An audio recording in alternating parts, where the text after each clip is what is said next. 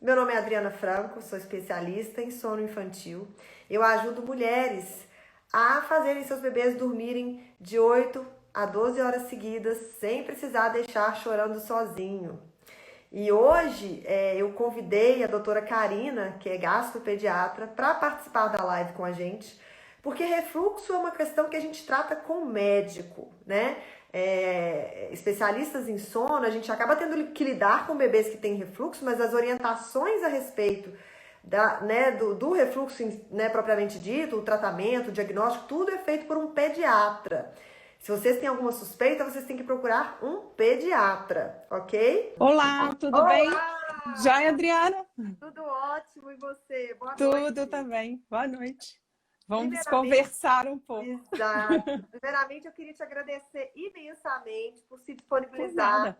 a falar aqui pra gente. Tem muitas mamães que estão com várias perguntas, elas me mandaram Ótimo, no Instagram, me mandaram no Facebook. E eu queria que ótimo. primeiro você se apresentasse um pouquinho para elas te conhecerem também. Pois não. Eu sou a Karina, gastropediatra. Eu já estou aí com 23 anos de formada. Eu fiz a minha vida médica nas ciências médicas, eu me formei lá. E Uhum. depois fui fazer minha vida pediátrica no Hospital das Clínicas. Eu fiz pediatria no Hospital das Clínicas e a residência são 2 anos. Depois a gente opta por um caminho aí, cada um tem o seu. Eu fiz a gastropediatria, minha subespecialidade, Uhum. mas não tem jeito. O pediatra é o médico da família, ele é o primeiro vínculo da família com essa história toda da vida da criança. Então, eu não consigo fazer só gastropediatria. Então, eu faço pediatria geral e uso a subespecialidade para ajudar mais as mães nessa questão aí, nesse ponto. É, Sensacional. já, bom, atualmente eu estou mais de 90% do tempo no consultório. Eu faço ainda uns plantões no Hospital Mater Dei, eu sou pediatra de lá, eu atendo no pronto atendimento, Legal. mas minha vida é consultório agora. E com essa questão aí do Covid, como é que tem sido isso, hein? A pediatria, a gente tem, assim, um bônus. As crianças têm adoecido muito pouco, É verdade. exatamente por causa do pouco contato, né? Uhum. Parece que elas têm ficado mais isoladas mesmo Sim. e com poucos sintomas. Não que não tenha casos. Tem casos bem mais leves, tem internação, Uhum. mas menos do que a relação para os adultos aí. Então, a pediatria, por enquanto, está tranquila. Eu acho que isso deve Tranquilo. durar enquanto durar o recesso ou o isolamento da Da escola. escola, né? Que é Da quando, escola. nossa, meu menino quando entrou pra escola, Jesus! Assim, uma É, semana eu, sim, uma semana não, uma semana sim, uma semana não. eu acho que enquanto durar esse maior isolamento da população geral e ficarem sem aulas, a gente vai continuar bem menos casos, se É, Deus legal. quiser. Bom, então, doutora Karina, para te contextualizar e contextualizar as mamães que estão aí nos assistindo também, eu tenho Uhum. feito desde a semana passada, e vou fazer durante essa semana também, uma série de lives todos os dias. E nessas lives Ótimo. eu abordo tanto atalhos, ou seja, coisas que vão fazer o bebê delas dormirem melhor, elas caminharem em direção a esse bebê que, né, que consegue dormir uma noite inteira, né, dependendo da idade, respeitando, né, os limites, as limitações do bebê. E Uhum. também obstáculos que as mamães encontram neste caminho. E o refluxo em si é um obstáculo que, número um, tanto atrapalha o sono do bebê também, né? Porque dificulta muito, mas que também ele atrapalha também de uma outra forma. Porque quando a mãe, ela ou suspeita, ou ela até já diagnosticou, né? Que o bebê tenha refluxo, ou quando ela suspeita, ela acha que não há nada a ser feito para melhorar um pouquinho o soninho, né? E tem várias coisas que a gente consegue fazer e ajustar que vão melhorar o descanso do bebê, mesmo Uhum. ele tendo um refluxo. Claro que a maioria das vezes tem que entrar com um tratamento médico também, quando é necessário, enfim, mas é um conjunto de ações que pode melhorar. Então, Uhum. eu trouxe esse tema desse obstáculo que as mamães, né, encontram, porque o refluxo, mamães, é uma questão que vocês têm que tratar com um especialista, com um gastropediatra, com um pediatra, né, que vai saber exatamente né, como atuar nessa questão. Não são consultores de sono, não é, né? Não é isso, não é nessa forma que a gente atua. Então, como eu sei que elas têm muitas dúvidas com relação a isso, eu te convidei, doutora Karina, para ter alguém que fale com propriedade aqui, que consiga ajudá-las em algumas questões. Eu preparei, eu vi algumas perguntas que as mamães me mandaram e também trouxe algumas que eu já sei que são recorrentes. E a gente vai fazer um bate-papo mesmo, uma troca. A princípio, eu vou fazer essas perguntas que eu tô, né, como eu disse, eu reuni essas perguntas. E depois, no final, se tiver ficado ainda alguma dúvida, as mamães também podem perguntar. De preferência, mamães, tá vendo esse quadradinho aí como interrogação? Mande a sua pergunta nesse quadradinho, porque aí a gente consegue visualizar aqui na tela, tá bom? Então, doutora Karina, dito isso, vamos começar com o básico. Afinal de contas, né? O que é o refluxo e como? Por que ele incomoda tanto o bebê? Então, vamos separar aqui dois grupos, Adriana, porque eu acho que a maioria das dúvidas vem em relação à doença do refluxo. Mas a maioria dos bebês, eles estão no grupo de refluxo fisiológico. O que é isso? Mais ou menos acho que até mais, 2/3 da população dos bebês menores de 6 meses, eles regurgitam, tá? Então, o refluxo nada mais é que a saída do conteúdo do estômago para o esôfago. Às vezes ele se exterioriza, então é o que as mães chamam de golfada, ou mesmo vômito, ou a regurgitação do lactente, se a gente for usar um termo mais certinho. E eles não têm sintoma. São bebês que vão muito bem, ganham peso, eles mamam muito bem, eles golfam a cada mamada. Então, cada vez que o conteúdo do estômago, né, volta, a mãe relata, mas são bebês que estão muito bem, obrigada. A gente brinca que são os vomitadores felizes. Ok. Tá? Então, e aí esse é o refluxo. Exatamente. Esse é o refluxo fisiológico. Então, ele é muito prevalente e é uma questão importante no consultório. As mães se preocupam. Será que ele está ganhando peso, vomitando isso tudo? Algumas montam ali um esqueminha para calcular quantas vezes ele golfou naquele período de pós-mamada, se o volume foi muito grande, mas no final das contas, a nossa avaliação é aferir o peso e ver se realmente está tudo bem. Essas crianças, a gente vai fazer medidas de orientação postural, né? A gente pode conversar disso depois. O outro grupo, que é mais ou menos 1/3 aí desses bebês até 6 meses, tem o que a gente chama de refluxo patológico, ou doença do refluxo gastroesofágico. Tá. E aí a gente vai entrar numa seara que, né, o refluxo, como nada mais é que a volta do conteúdo do estômago para o esôfago e para a boca, ela tem várias causas. Tá? Então, é esse bebê que as mães se incomodam, os bebês com possível doença do refluxo gastroesofágico. Porque são os bebês que têm irritabilidade, são os bebês que choram mais e custam a se acalentar, e são os seus bebês aí que vão ter mais dificuldade para encontrar um ritmo de sono, né? Porque tem uma doença de base. Sim. Tá? É uma dor? É uma queimação, como se fosse uma azia que eles sentem? Isso. Então, como o conteúdo do estômago é ácido, né? É o ácido clorídrico, depois que ele mama e o conteúdo do leite se mistura com o conteúdo do estômago e ele volta, então ele volta queimando. Sim. O estômago está muito preparado para esse ácido, mas o esôfago não. Então, cada vez que ele volta na boca, a sensação é de queimação.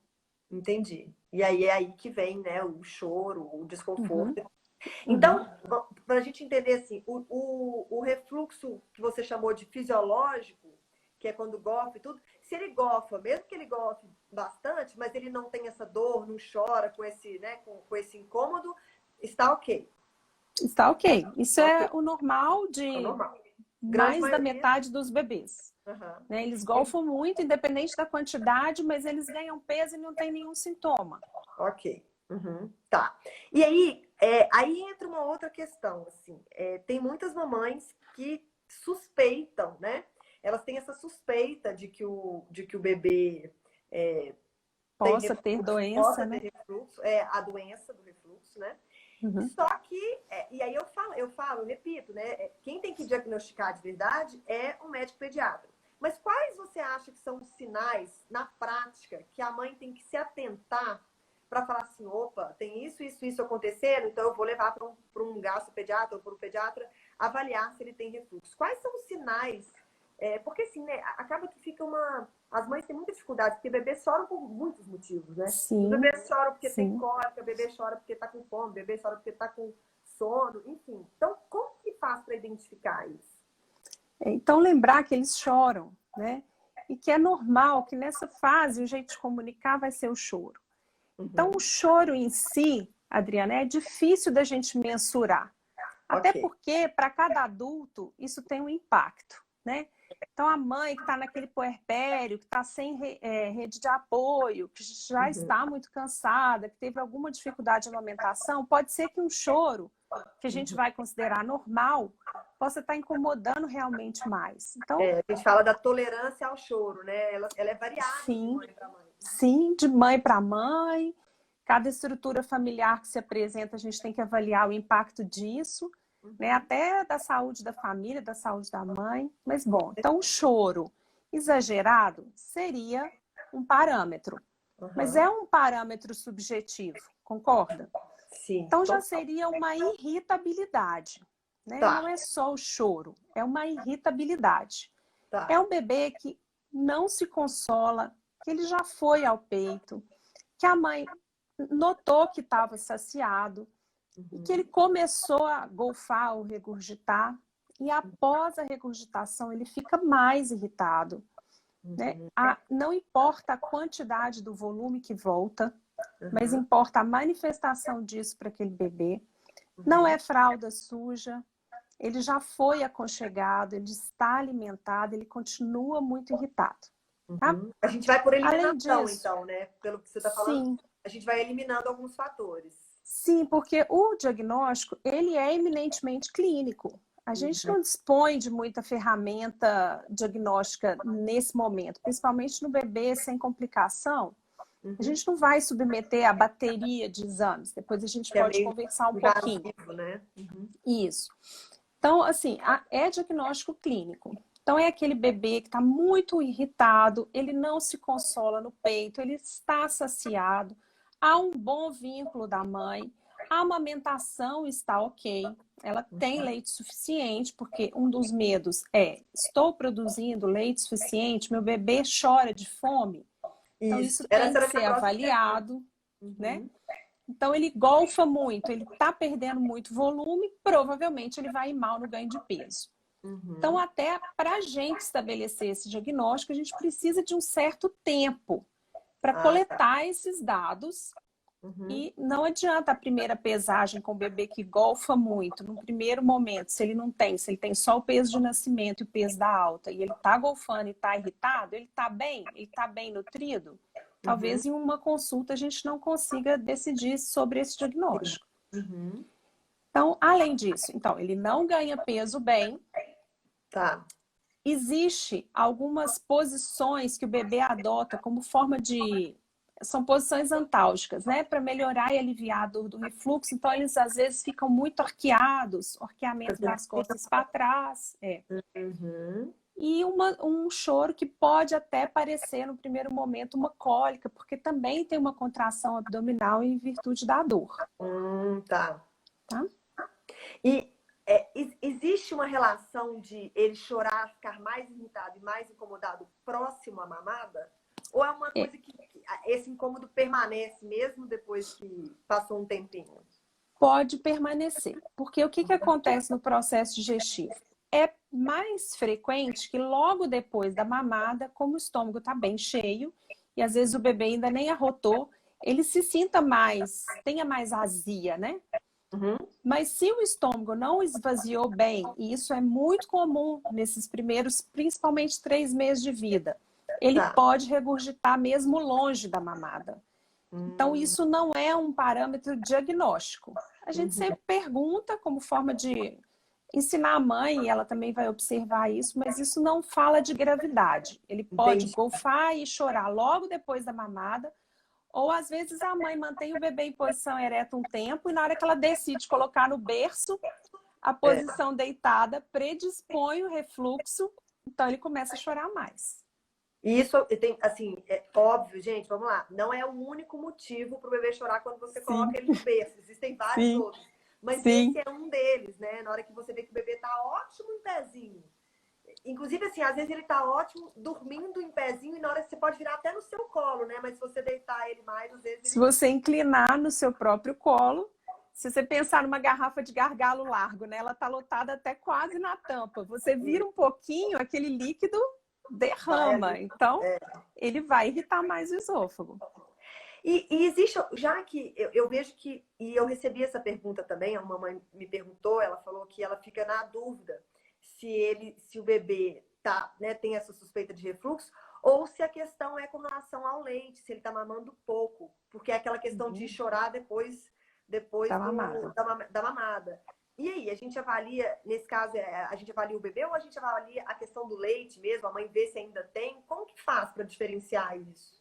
Normalmente, no refluxo, a mãe vai relatar que ele está voltando muito leite. Aham. Então, a gente pode inferir que está entrando. Tá, Mas no ok. final das contas, né, já que ele mama muito, ele vai várias vezes no peito e vomita ou golfa muitas vezes, e ela visualiza o leite saindo, não deve ser falta de leite. Ok. Mas a Uhum. gente tem como avaliar isso mais objetivamente por outros parâmetros, a própria hidratação do neném, o relato da mãe em relação às mamas, se ela Uhum. sente a mama esvaziar, se a gente vê o bebê engolir durante a mamada, isso às vezes a gente vai ter que avaliar no consultório.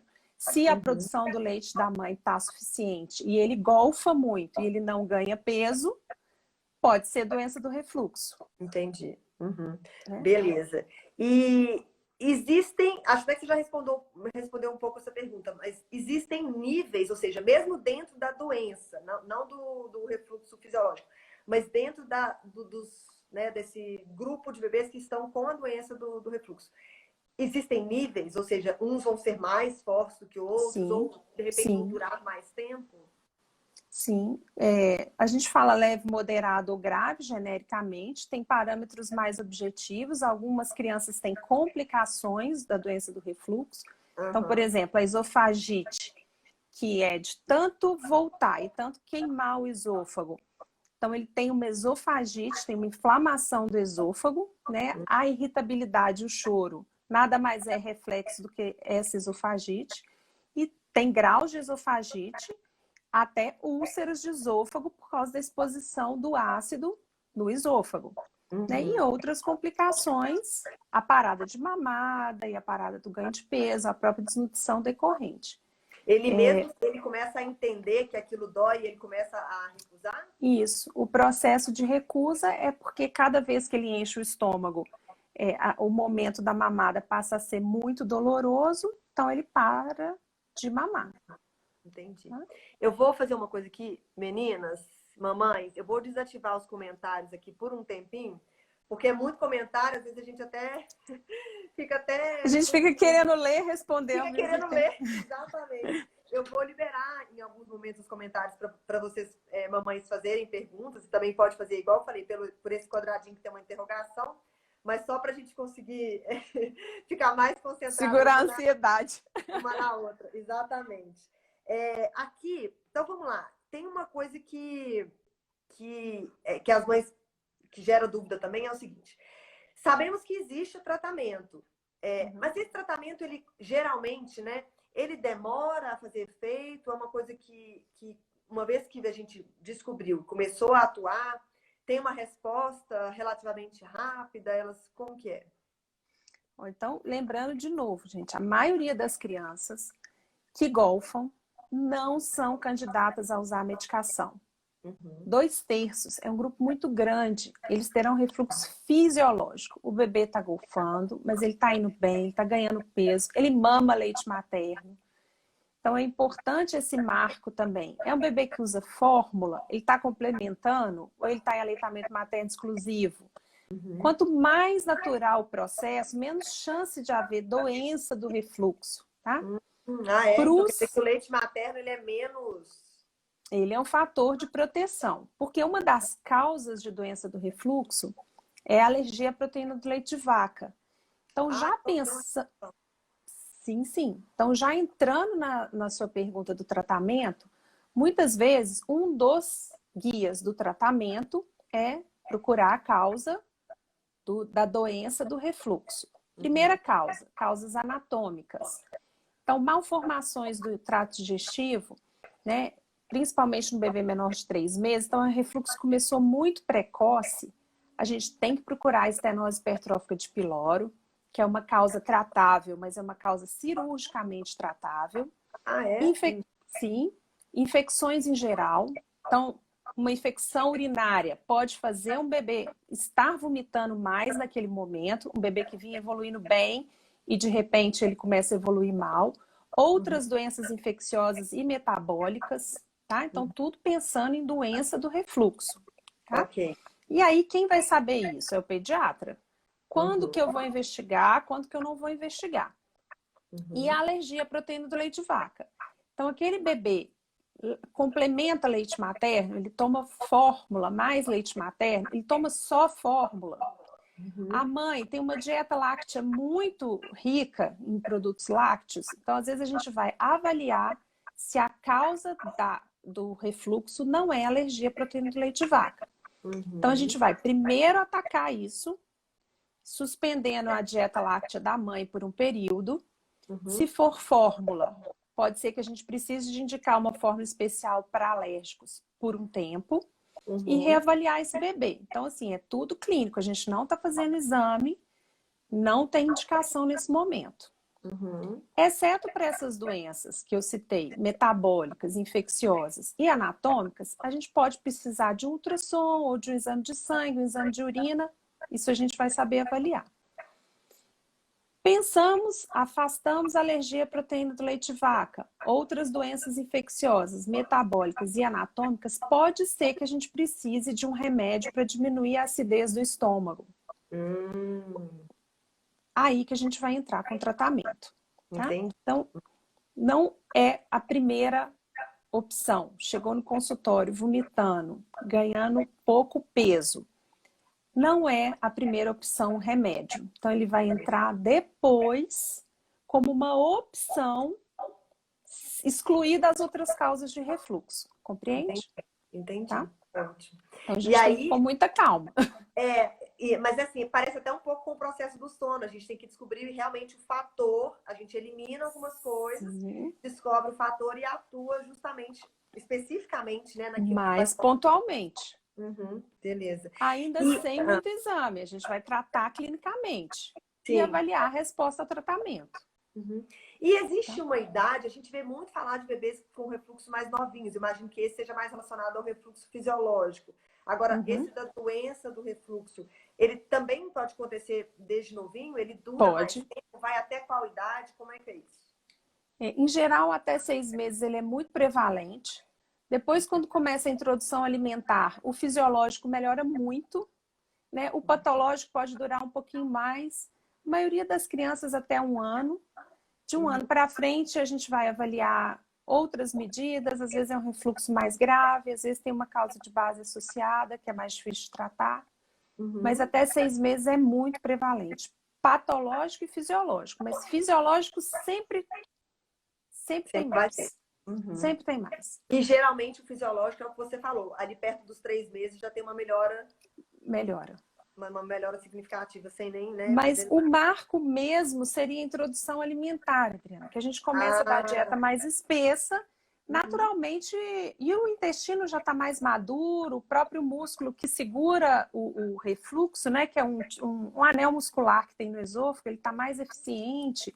A Ah, criança mesmo já está em posição mais ereta, não é aquele bebê que está o tempo inteiro mamando, o tempo inteiro deitado, o tempo deitado, né? inteiro comprimindo a barriga. Então, 6 meses é o marco do assentar, é o marco da maturidade melhor para o tato digestivo, tanto que a gente começa a comida, né? E naturalmente ele vai melhorar em geral até 1 ano, esse bebê está bem melhor.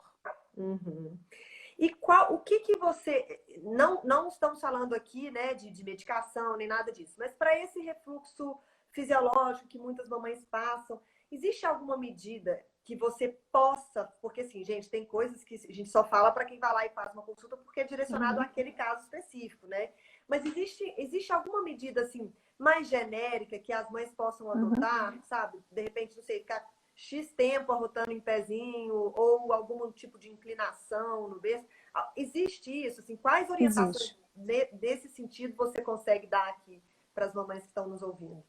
Então, pensando em aliviar tanto os bebês com refluxo fisiológico quanto os bebês com doença do refluxo, a posição ereta é a melhor. Então, o que a gente recomenda? Depois das mamadas, manter o bebê em posição ereta.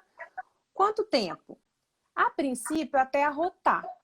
Mas alguns bebês, logo que a gente põe em posição ereta, eles arrotam. Então, a Uhum, gente pede para deixar um tempinho mais, em posição em pé, em torno de 10 a 15 minutos, para os uhum, bebês que não vomitam muito. uhum, Depois disso, deitar o bebê com a cabeceira elevada. E aí a elevação, né, tem hoje os travesseiros anti-refluxo, tem várias espessuras de travesseiro, isso é difícil generalizar, mas em torno de uma mão fechada seria uma uhum, altura boa de elevação e aquela uhum, elevação que vai sumindo até ficar no nível do berço. A gente uhum, pode usar um anteparo também, não precisa de um travesseiro específico, mas sempre por debaixo do colchão, uhum, mantendo a cabeceira um pouco mais elevada e o bebê sempre de barriga para cima, uhum. tá? Então, Durante o dia, se o bebê é muito irritado e ele é doença do refluxo gastroesofágico, às vezes a gente pede para a mãe manter no sling ou no canguru, acoplado no corpo da mãe por um tempo maior. Então, durante o dia, né? Mas à noite isso é mais difícil, então a gente orienta cabeceira elevada, barriga para cima. isso. Porque, assim, é bem comum quando a mãe tem um bebê que está, né, sofrendo com refluxo, dela ter muito problema também durante as sonecas, né? E aí, durante essa fase, se for muito, né, muito relevante, como você está dizendo, pode ser sim que seja melhor para que ele tenha o descanso, porque os bebês precisam de fato descansar durante o dia, né? Uhum, Precisam das sonecas. E se tiver uhum. difícil dormir deitadinho mesmo ali com a inclinação, a orientação então é usar um sling mesmo, ou um canguruzinho, né? Para O poder ficar mais em canguru pezinho. e manter o bebê em pé já acoplado no corpo da mãe. Lembrando Uhum, que os primeiros 3 meses, né, gente, esse contato ajuda muito. uhum, Né? Eles são bebês que precisam realmente desse contato, desse vínculo, exatamente. principalmente se eles já têm uma patologia, precisa aconchegar, às vezes, junto ao corpo da mãe. Não tem muito como orientar, deixa na cama. Não, não vai ser esse bebê que vai conseguir ficar, Uhum. né? Porque a gente tem que fazer uma transição lenta, né, da esterogestação, que a gente fala, Sim, para o novo mundo em que eles vivem, né? Assim, sim, não adianta querer sim, colocar o bebê lá no bercinho para dormir sozinho e não vai adiantar. Ele está não todo vai apertadinho, conseguir. aconchegado lá dentro do útero e, de repente, né, às vezes as mães têm essa expectativa e não é bem assim. A gente até Nem consegue sempre. ajudar alguns bebês aí fazendo lentamente essa transição, né? Uhum, Mas tudo respeitando ali o limite deles também. É comum, e aí eu vou te fazer uma pergunta que você já me respondeu fora daqui, uhum, uhum. mas é para as mamães ouvirem também. É comum que chegue no seu consultório uma mamãe que está suspeitando de refluxo, mas e justamente o que ela relata é a dificuldade com as sonecas e com o sono, e aí ela suspeita de refluxo, e aí a gente chega na conclusão de que não é. Isso acontece? Sim, Isso confunde as acontece. mães? Confunde as mães. Porque popularmente o refluxo ele é causa de choro no bebê, né? Então, assim, as avós já falam e a vizinha comenta e sempre tem um caso que precisou de usar remédio muito tempo. Então, assim, é comum, é comum. E eu até te falei, às vezes eu mais tiro remédio do que coloco, porque às vezes eles já chegam com o tratamento e eu falo, bom, eu acho que esse bebê não era refluxo. E Uhum. aí a gente acaba tirando mesmo e o bebê tá bem, o problema era outro, era a questão do sono em si e não tinha doença. Porque falando, eu fui prestando atenção bastante nos sintomas que você foi falando, né? Que é a irritabilidade, que é o choro, Assim, um bebê que tem dificuldade com sono, um bebê que tem dificuldade com as sonecas, ele também fica irritado, ele também vai chorar mais. E ele, inclusive, pode, em função disso, do sono e do super cansaço, começar a recusar o berço. Na hora, aquela história que a mãe fala do espinho, berço com espinho. Ele tá muito cansado, e aí ele até dorme no colo, na hora que ela vai colocar no berço, ele acorda. Então, são sintomas parecidos, né? E aí, por Parecidos. isso que a gente tem que ir. Eu, por exemplo, quando eu trabalho com alguma mãe, a primeira coisa que eu faço é: você precisa ir num pediatra e excluir a hipótese de ser com refluxo. Porque eu não consigo trabalhar, né? Eu não consigo resolver este problema. Os outros relacionados ao cansaço, rotina, comportamento, enfim, isso a gente já consegue trabalhar. Então, eu quero trazer essa informação também para as mamães, porque às vezes elas. A gente tem uma tendência, e nós todos temos essa tendência, assim, de pensar assim: não, eu acho que é refluxo, então eu vou dar um remédio, igual você falou, vou dar um remédio que vai melhorar. Porque mexer na rotina, associação negativa é bem mais difícil do que, entre É aspas, dar bem um mais remédio. trabalhoso. É bem mais trabalhoso, Sim, né? sim, Então, às vezes, elas ficam nessa esperança de ter sim. uma solução mais rápida, Pronta. ou mais. Exatamente. Literalmente uma pílulazinha, né? Que vai ajudar o bebê a dormir. E a E verdade às vezes essa é a expectativa quando vai no gastro, né? Às vezes o próprio pediatra já orientou, eu também lido com isso, e aí o pediatra explicou que era um processo normal, que provavelmente não era refluxo, ou às vezes até decidiu medicar e o bebê não melhorou, que para mim é pior, né? Mas como assim? Ele já está tratando, então ele tem um refluxo muito mais grave. Então a gente tem que ter cuidado para não chegar nesse ponto. É tão grave assim que nem o remédio tratou, né? E às vezes não é esse o diagnóstico. Exatamente. E aí eu vou entrar numa outra pergunta que também tem essa relação com o sono. Porque eu percebo que muitas mamães, elas dão uma desmotivada, uma murchada, vamos dizer assim, quando elas recebem o diagnóstico do refluxo, e aí elas entram numa vibe, assim, de tipo: nossa, então agora não tem solução, agora ele tem refluxo, vai ser assim durante muito tempo, eu não vou aguentar. E o que eu percebo é que, se você tem um bebê que tem refluxo, você entra com o tratamento adequado, seja ele com remédio ou não, ou apenas com as orientações que você deu, né? Tirar, por exemplo, a proteína do leite de vaca. Isso, por exemplo, né? Que às vezes é o que estava ali causando, né? Então, assim, juntando um tratamento, uma orientação médica, com alguns ajustes, né, na rotina, com relação à soneca e tudo, isso pode melhorar. Eu vejo que melhora bastante o sono dos bebês. E aí, consequentemente, melhora a irritabilidade, melhora o choro e até o sono à noite. Mas eu sinto isso, que as mães... porque quando a mãe me procura, eu falo: você tem que primeiro ir num pediatra. Daí, quando ela volta e fala assim: ai, ele tá com refluxo, enfim, nossa, e agora não vai ter jeito? Eu falo: não, calma, você vai começar a fazer o tratamento, nós vamos começar a fazer alguns ajustes. E uma coisa que eu tento trazer para as mães também é aquela questão, porque eu falo que existem, eu separo as rotinas em dois grandes grupos, que existe a mãe que ela faz a rotina, e quando eu falo rotina é uma sequência de eventos e não horários, nesse caso. Então tem a mãe que ela faz o quê? O bebê, ele mama, logo depois ele dorme, daí ele acorda, faz alguma atividade, ou só existe, né? Quando é muito novinho, é 10 minutos de acordar. Sim. E depois ele vai mamar e dormir, ou seja, o amamentar, a ingestão, né, ali do leite ou do alimento que seja, ela tá logo ali colada no dormir, que significa deitar, né, e tudo. E existe um outro grupo de rotina que é uma ordem diferente que os eventos acontecem. Como que é? O bebê acorda, quando ele acorda, ele mama. Então o bebê acordou, ele mama, aí ele tem uma atividadezinha e depois... Acordado, né? Ele fica acordado antes de voltar pro berço. E depois ele vai dormir. Então, assim, eu queria... Aí a minha pergunta é: você, na sua opinião, você acredita que essas pequenas ações que a gente faz de uma mudança de rotina, de providenciar uma forma do bebê ainda que ele não consiga fazer sonecas muito longas por causa do refluxo, ou que ele não consiga fazer as sonecas no berço, em função do refluxo, mas que ele faça no sling, como você falou, só da gente favorecer que ele esteja descansado e algumas pequenas mudanças, como eu disse, né, nessa questão da ordem que as coisas acontecem na rotina, elas vão, você acha que junto com o tratamento elas podem trazer uma melhora para o bem-estar assim, do neném? Isso, e essa orientação é perfeita, né? Se ele for adormecer logo depois da pega no peito, então ele está muito cheio, o estômago está cheio, às vezes ele não arrotou, tem gás, às vezes ingerido durante a amamentação, mais o leite, e ele é colocado no berço, a chance de ficar voltando é maior. E aí é nisso mesmo que o bebê não tolera.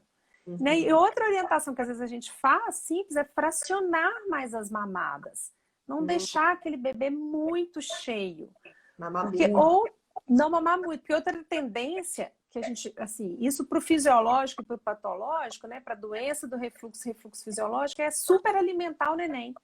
Então, às vezes, ele fez uma mamada muito boa, ele golfou, a mãe atribui aquilo a uma perda grande de volume e volta para o peito.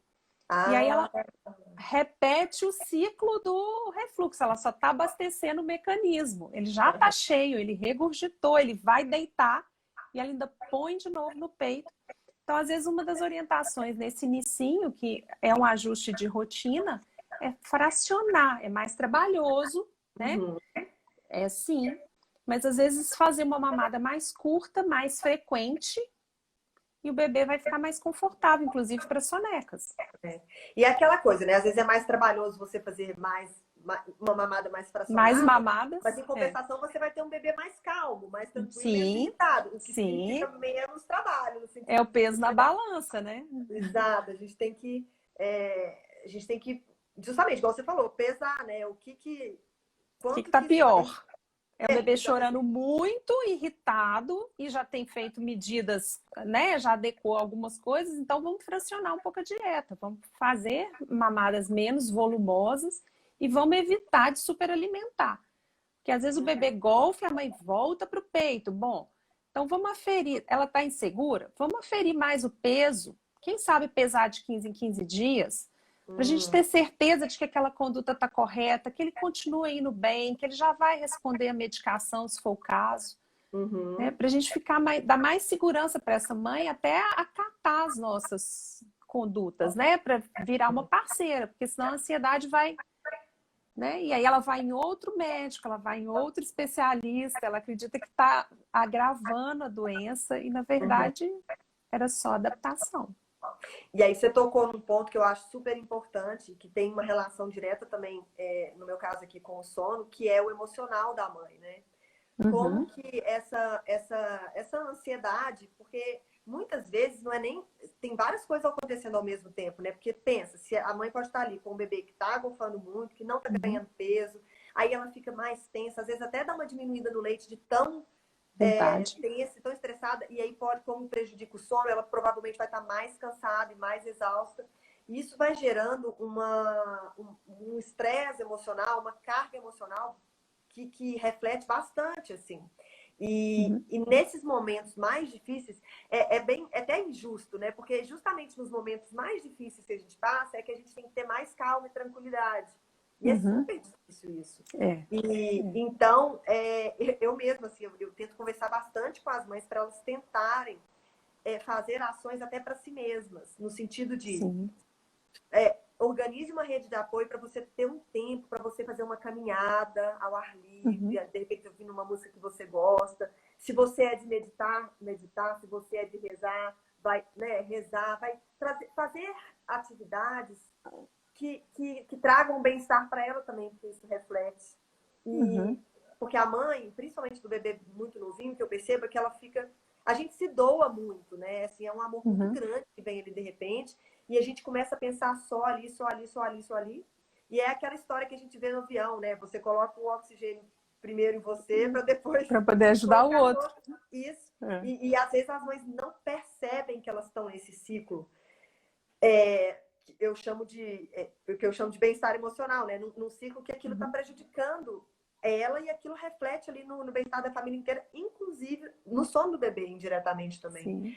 Você deve receber mães bem desesperadas, né, no seu consultório. Ansiosas com o processo.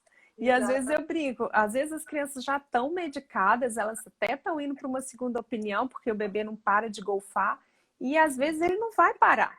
Ele vai aliviar a dor, porque ele está medicado com o antiácido, mas ele vai continuar regurgitando. Então, assim, ele passa a regurgitar sem dor, ele não é mais um bebê irritado, ele volta a ganhar o peso, porque aquele momento não é mais de dor, mas a golfada continua. Então, a gente tem que explicar também, na hora que a gente vai iniciar com o tratamento, qual que é a expectativa daquela medicação que está sendo indicada. Porque senão fica parecendo que só o bebê dela que vomita, né? Sendo que 2/3 da população menor de 6 meses vomitam, e mesmo os medicados vão continuar voltando. Então, cessar o vômito também não é, a gente tem que explicar, isso não está incluído no pacote do tratamento. Algumas medidas vão melhorar, como fracionamento de dieta e posicionamento. Então, mas mesmo o remédio vai continuar golfando. Então tem que ter esse alinhamento da expectativa, principalmente, né, com relação. Eu vou habilitar os comentários aqui novamente, mas temos perguntinhas. Temos uma perguntinha. Deixa eu ver aqui. Deixa eu ver.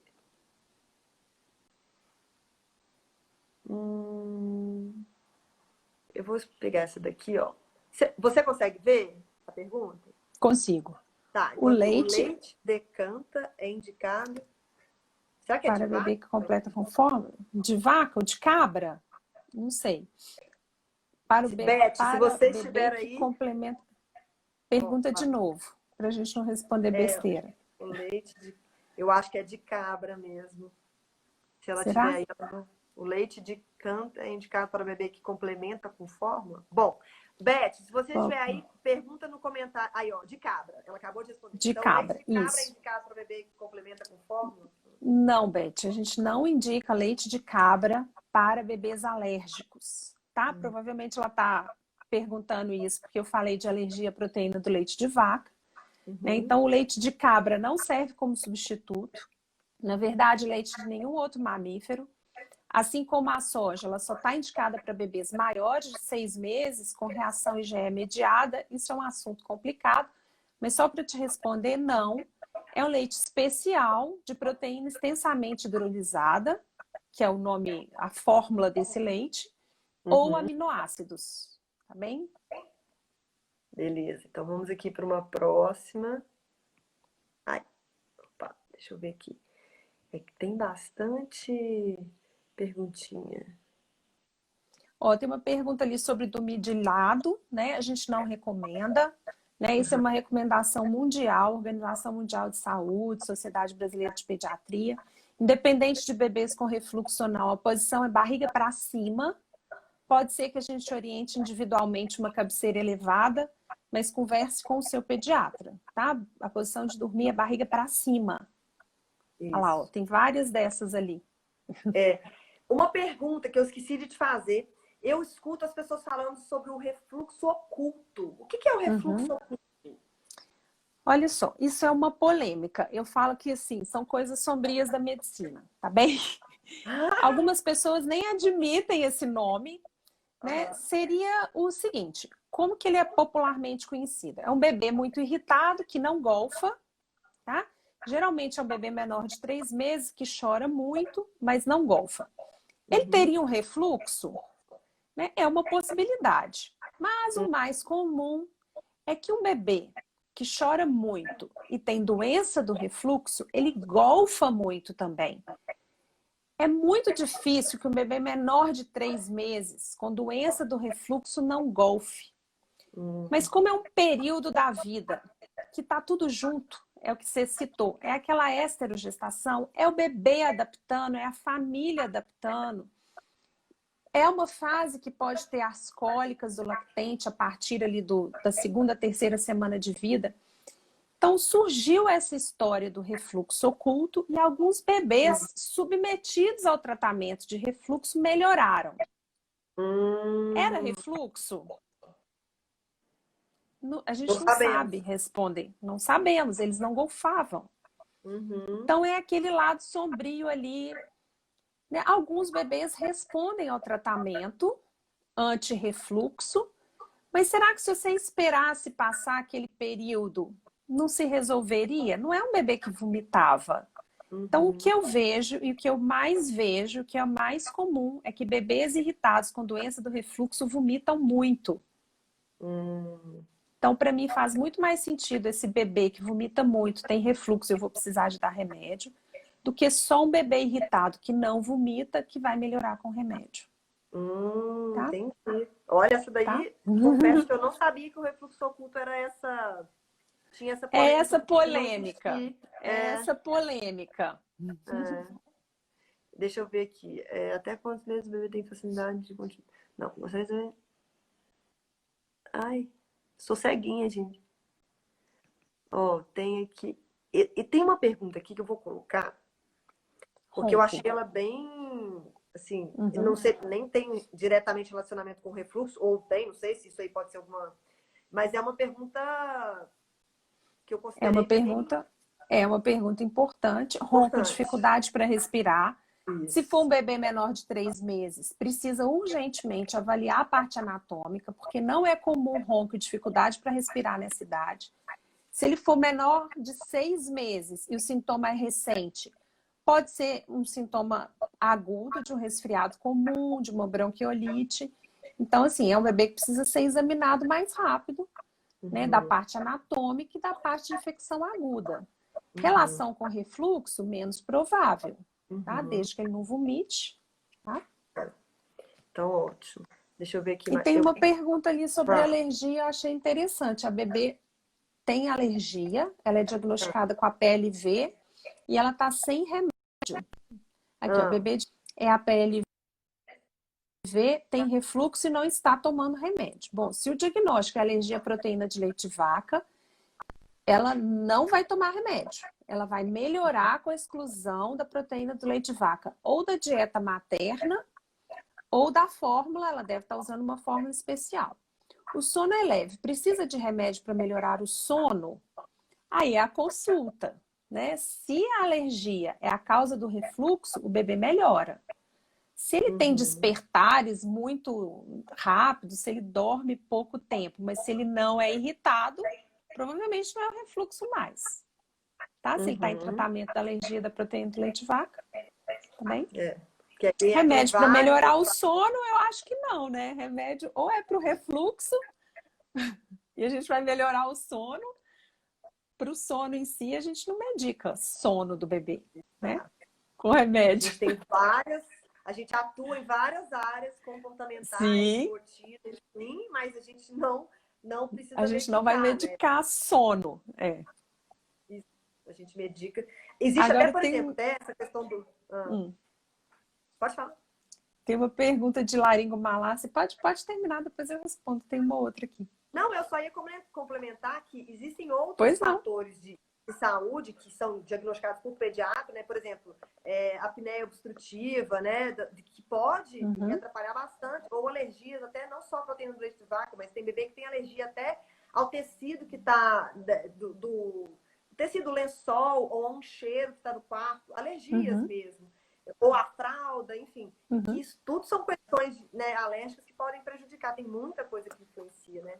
Mas estou vendo aqui mesmo, tem Que uma pode pergunta influenciar o sobre sono. laringomalácia. Laringomalácia, a laringomalácia pode ter correlação ao refluxo, tá bem?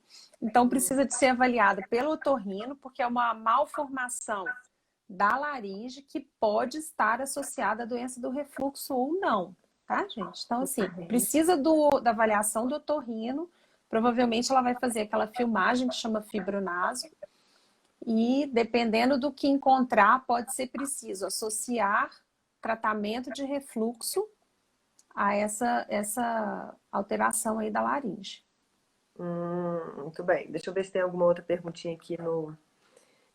Porque tem algumas que já foram respondidas na nossa conversa. Porque como eu abri a Sim, caixinha lá no Stories, então.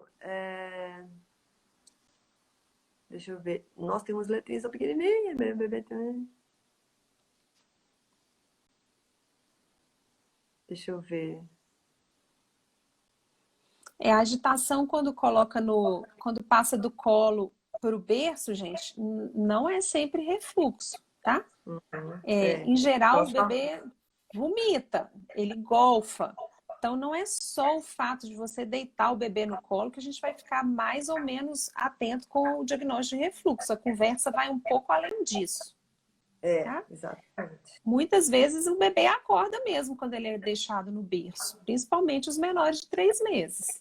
Sim. E quando, às vezes, até quando ele é mais velho do que 3 meses, mas é um bebê que sempre foi acostumado a dormir no colo, o que que acontece? Às vezes ele está acostumado a dormir no colo. Aí quando ele dorme, a mãe vai lá e coloca no bercinho. Entre um ciclo de sono e outro, né? Ele vai acordar e vai falar, ué, Onde que né? eu tô? Tipo assim, onde que eu tô? E é assim, as mães, às vezes, elas ficam esperando com o bebê no colo um tempinho, com medo de colocar no berço e acordar. E muitas vezes elas ficam com ele no colo enquanto ele está na fase do sono profundo. E aí, quando entra no sono leve, é que elas vão colocar isso. Apertar no colo mesmo, né? Aí, exatamente. Então, às vezes, assim, não, mas eu Sim. espero até 25 minutos no meu colo, mas quando eu vou colocar, eu falei, porque 25 minutos já tá no sono leve. Aí, né, ele vai despertar muito mais facilmente mesmo. Tem muitas coisas que influenciam, são vários fatores. Aí tem assim, essa pergunta, vou saber se é normal meu bebê se mexer Se é bastante normal o até bebê mexer dormir. bastante até dormir. Eu não atribuo isso ao refluxo.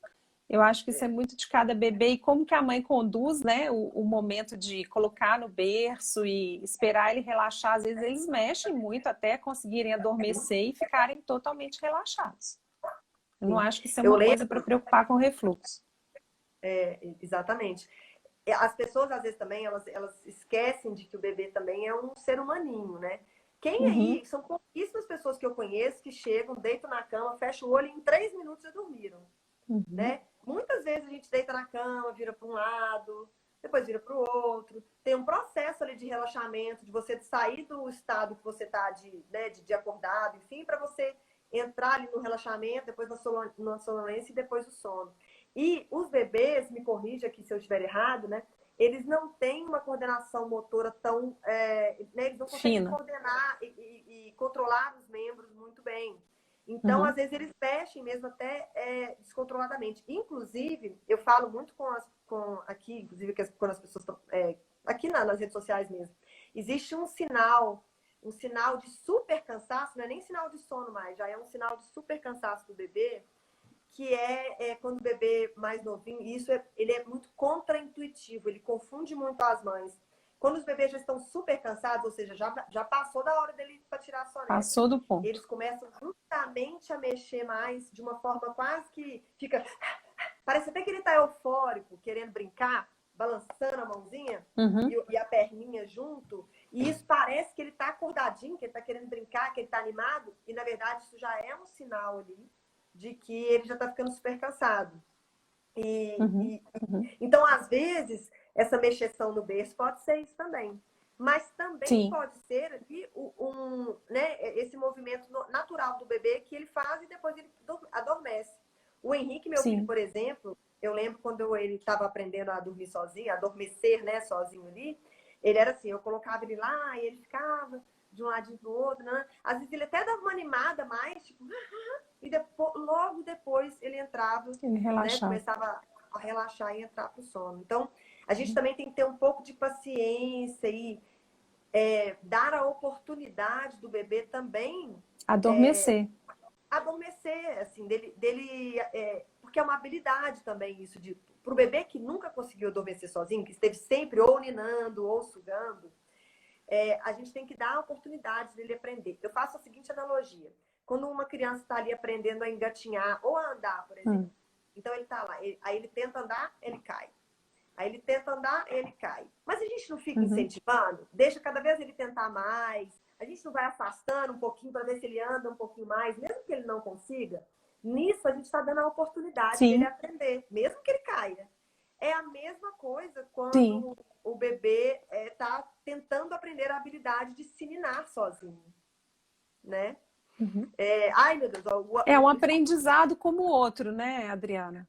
É um Exatamente. aprendizado como outro, assim, como outros muitos que virão, né? Dali para Isso, frente a gente eu vai falo, só isso, a gente ajuda nossos filhos a aprenderem tantas coisas ao longo da tantas vida, coisas. e essa é Sim, uma delas, essa habilidade é uma delas. E sim. assim como, gente, falta 1 minuto e meio, o Instagram vai fechar nossa live, mas eu vou falar rapidinho. Assim como eles caem ao tentar andar, eles vão às vezes não conseguir, mas eles vão treinando e vão conseguindo.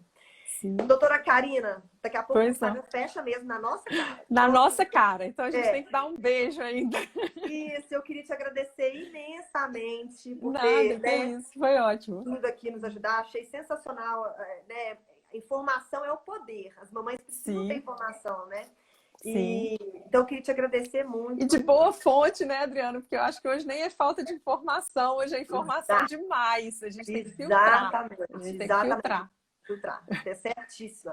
Tá O bem? excesso de informação, cada um numa vertente, Confunde. confunde demais. Confunde. E eu queria, então, agradecer a sua presença, agradecer a presença Pois de todas as mamães. Infelizmente, a gente não consegue responder todas as perguntas, mas vão ter mais lives. Amanhã tem mais live, viu, gente? Amanhã é às 17 horas. amanhã eu E, vou ser espectadora. e Amanhã eu mando perguntas. isso.